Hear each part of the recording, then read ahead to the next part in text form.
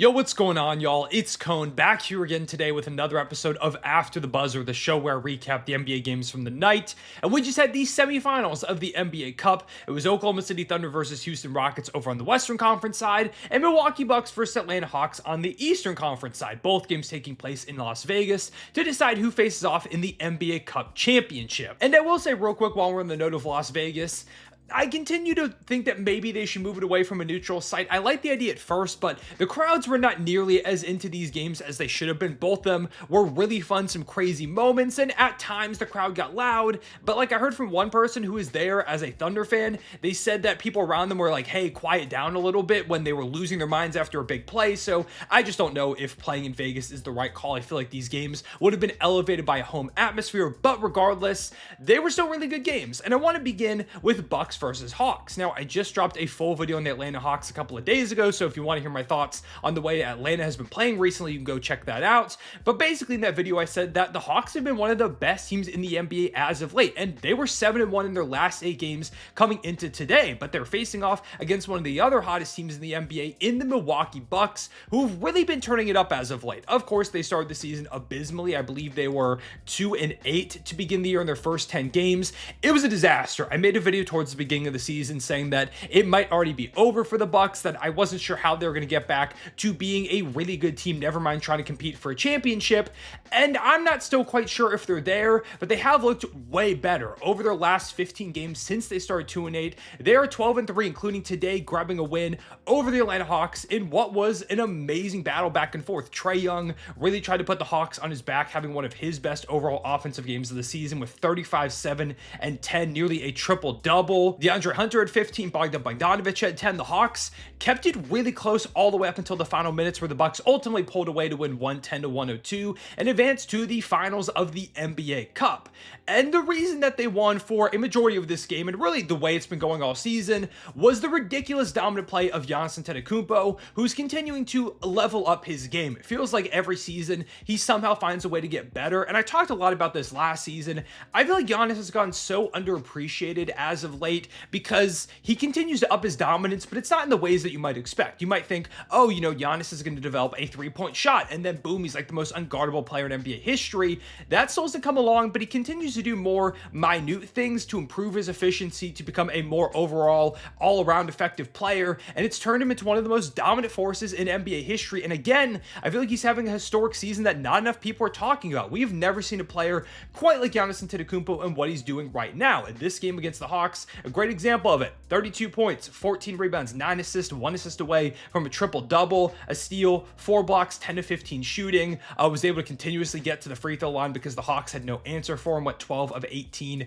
from the charity stripe. Giannis was doing everything. He was completely dominant in all facets, and it continues a monster season. Right now, he's averaging 32.7 points per game, which leads the entire NBA and is a career high. He's shooting a career high 61.4% from the field, grabbing 11.5 boards, 6.1 dimes, dishing those out, and 1.5 blocks per game. He is still an extremely high-level defender, making some of the most ridiculous plays you've ever seen, including today blocking an alley-oop from Clint Capella that looked eerily similar to the block he had on DeAndre Hunter back in the 2021 finals. I was having flashbacks. That play was electric, and he does a few of those type things every single night. But the offense has become the most impressive part of Giannis's game. He's continuing to be very Shaq-like we saw last season, where he's really focusing on those rim attempts. He is leading the league with 16 paint and field goal attempts per night, and he's shooting 67.3% on those looks, which is, of course, up there at the top of the NBA as well. When he gets going downhill, there's really nothing you can do. He's going to power through contact. You're going to have to foul him, and a lot of times he's going to finish through that anyways.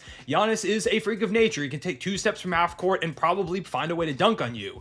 But maybe the coolest part of his game's evolution has been this year, where he's really developed a reliable mid-range jumper, and that's not something I ever really thought I would say for Giannis. I felt, honestly, it was more likely that he would develop some type of consistent three-pointer, and I never thought it would be in very high volume, but at least it would be semi-reliable when he just goes ahead and catches and shoots from the outside, and that has not developed. He's shooting pretty poorly from 3 this season, but it hasn't mattered because he's found a new way to space the floor, and that's with that midi. Right now, he's shooting 4.1 mid-range jumpers a game, which is a good amount, and he's hitting 46.3% of them, which is better than guys like Brandon Ingram, Kevin Durant, Donovan Mitchell, also Kyrie Irving, De'Aaron Fox, and Joel Embiid. He's shooting better from mid-range than all those guys. The fact that Giannis is shooting better from the mid-range than Kevin Durant is completely absurd to think about, but it's a testament to the way that he is really locked in on that aspect of his game, and it's become a real weapon like we saw in this matchup against the Hawks, where with about 3:13 left, he went ahead and hit a turnaround mid-range jumper to put the Bucks up 7. It's a look that teams have to respect now, and even though they're not as worried about Giannis taking threes,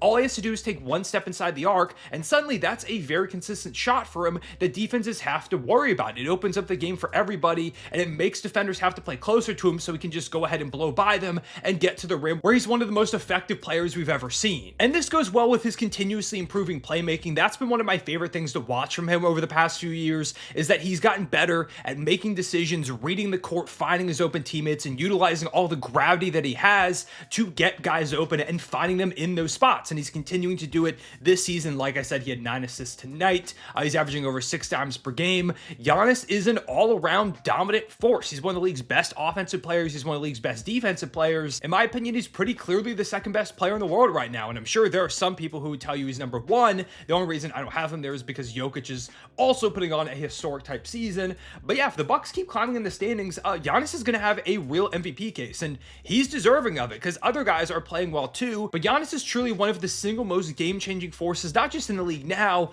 but that I feel like we've ever seen. Like last season, he became the first player ever to score 30 or more points per game while shooting 60% or better from the field, and he's doing it again.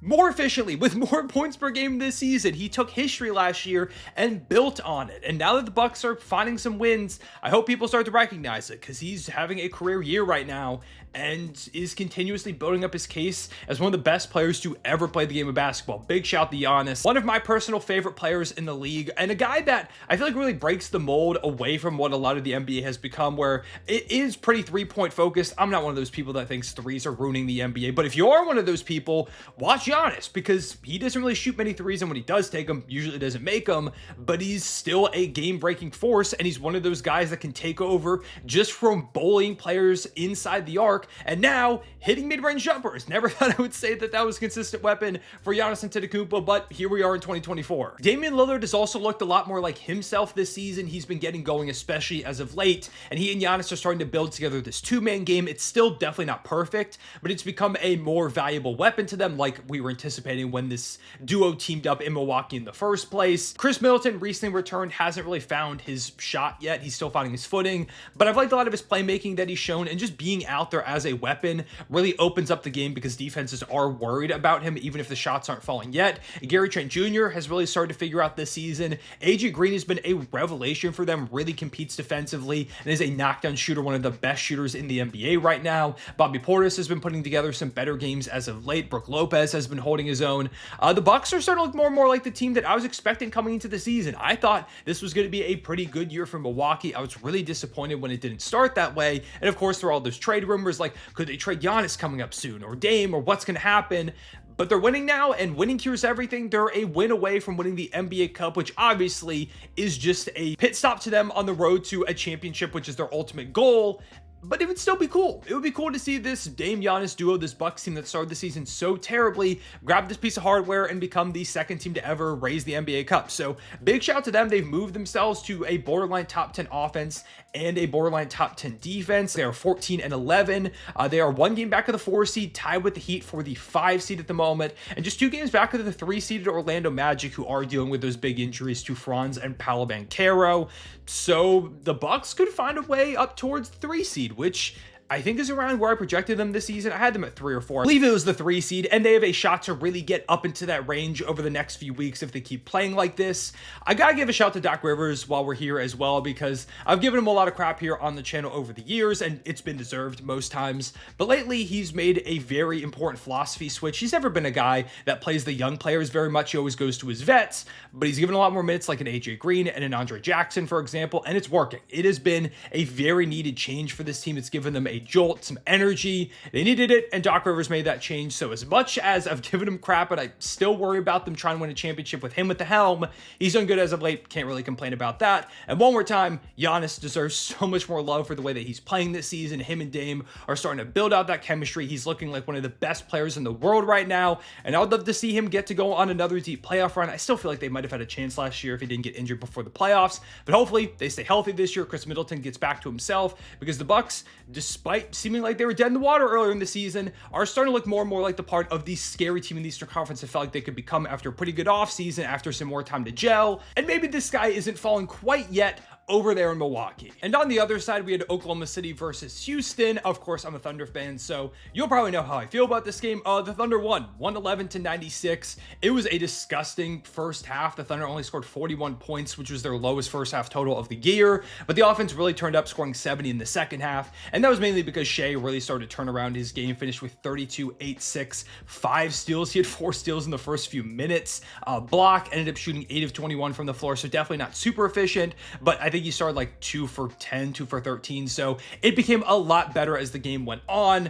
2 of 6 from 3, including a big 3 towards the end that really started to put this one out of reach. Jalen Williams, in the meantime, had a great game, 25-5 in the second half. The first half, like with Shea, was pretty shaky, but over the course of the final 24 minutes, he put it together. Isaiah Hartenstein, awesome. A career game from him, actually. Had 21 points, 8 rebounds, 2 assists, had a block, 9 of 12 shooting from the floor. Amazing defense as well, completely shut off Alperen Şengün, who in this one only had 13 points. He was 6 of 16 shooting, finished with 11 rebounds, 4 turnovers, just completely shut him off. The Rockets offense really had no chance when they couldn't get Şengün going. Lu Dort, big game Lu Dort. He always does this in the biggest moments. 5 threes from him, 3 steals, 19 points, including 9 rebounds. A great defense from everybody as usual, like Cason Wallace and Kenrich Williams, who really provided a spark. Alex Caruso. Yeah, it was just a great game from the Thunder. The defense continues to play like one of the best that we've ever seen. Shea brought in some timely buckets, and J-Dub, even though the offense was really shaky to begin, they eventually started to put it together, and they're moving on to face the Milwaukee Bucks in the championship, a battle between the 2 1 seeds in the NBA Cup from either side. You know me, I'm picking the Thunder to win that one. I think we go ahead and take home the gold. For the Rockets, the defense did a great job throughout all of this game, particularly in that first half. It weakened a little bit in the second half. It's a great defensive team. They're the second best defense in the NBA, and you could see it out there against OKC. The problem is the offense is just so weak right now. Like Jalen Green, 5 of 14 shooting for just 12 points.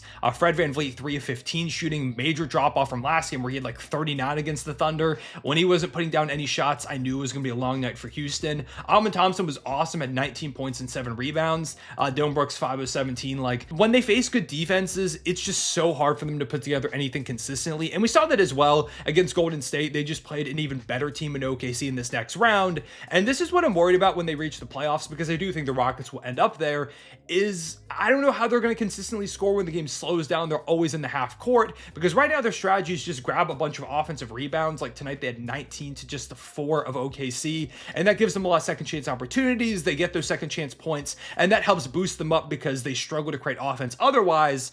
But like, if they're not getting as many offensive rebounds, I really don't know what this Rockets team does. They're just not good offensively. They need an engine of some kind, somebody that can really go ahead and get them buckets when things slow down and it's getting ugly. That was the difference in this one. The Thunder had Shea and J-Dub to make that happen. The Rockets didn't have anybody, and I don't know if that comes at the deadline or more so in the summer, but in this playoff type atmosphere, you could see that was the big separator between OKC, who's like the top tier contender in the West right now, and the Rockets, who are still trying to find their footing and aren't quite at that level yet. But yeah, those are my thoughts on the semifinals of the NBA Cup. Again, I'm really excited for the finals. I feel like they've done a good job, even though I worry a little bit about Vegas and the way that the crowds have been, but hopefully it's really good for the championship game. Let me know down below in the comments what you've thought of the NBA Cup. Who do you have winning, Thunder or Bucks in the championship? And what do you think about the Bucks overall so far this season? Do you agree with me that Giannis has been underappreciated? Do you think they could compete for a championship out there in the Eastern Conference, or do you still feel like they're below like the Celtics and maybe the Cavaliers or the Knicks? Let me know where you have them ranked in the East at the moment.